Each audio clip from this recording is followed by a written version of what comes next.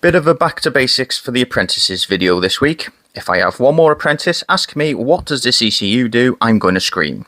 I'm convinced they've lost the ability to read, so I've done a general overview of a Euro 6 CAN topology with a bit of ECU information for reference for them.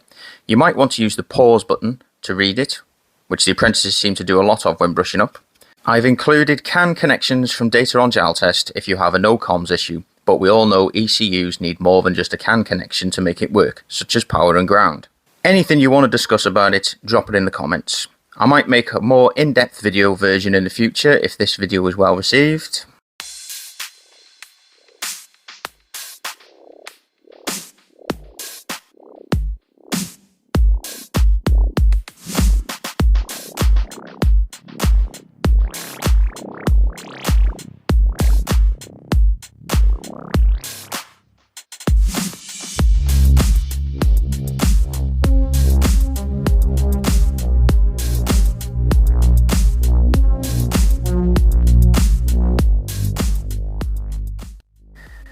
This topology is missing a very important bit of information here which can cause you issues, which is the FMS connector.